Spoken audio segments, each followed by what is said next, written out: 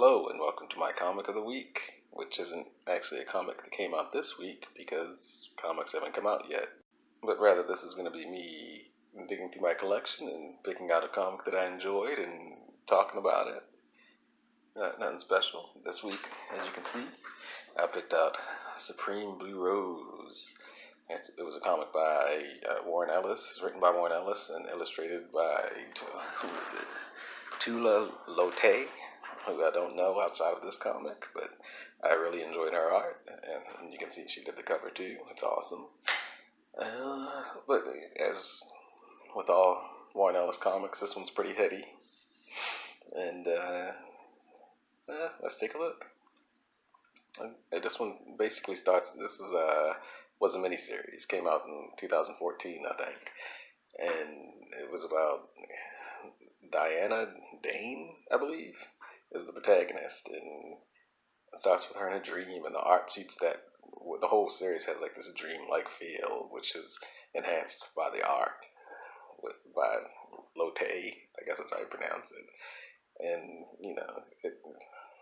it looks good, except after she finished, I think she just squiggled over the pages with crayons or color pencils. I don't know what she used. That kind of was weird. Uh, but besides that, I really like the art. And but Diana Dane is a reporter, and she's down on her luck and can't get work, and gets a call, and she gets requested to do a job. And yeah, the name I'm at a loss for names. I reread this issue before I shot this video, but I can't remember the names. But she gets recruited by that guy to investigate, to do her investigative reporting, and it's Supreme is based off of. I mean, I guess that comes in later, but off of a Rob Liefeld comic from the '90s. The character Supreme wasn't in it, but I guess that's what she's investigating. I'll finish reading the series afterwards. Maybe I should have read the whole thing, but I just picked this comic. And again, more look at these pages. They're kind of awesome.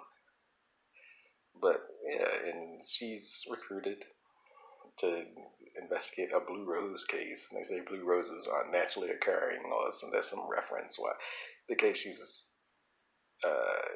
investigating is a rare case. And there's just a bunch of cool stuff about this comic. There's this page where there's like a serial where they cut through. It's 2 pages in this issue, and it's throughout. It recurs throughout each issue. Just a serial, I guess, television show that they cut through, and that is, I guess, thematically relevant. And yeah, but this was just a cool package, and it makes me feel bad because of looking back, because this was just $2.99, but it was an Image comic, and just incredible. I mean, it felt good, it looked good, the story was awesome, and I hate to call things pretentious incorrectly because it wasn't pretentious. It was ambitious, maybe. I think this comic excelled on its intention, and pretentious things fail on their intentions. They have bigger ambitions, I suppose. So this is just an ambitious comic, and this was coming out at the same time as Warren Ellis's Trees, and Trees was an ongoing and dragged and dragged and dragged.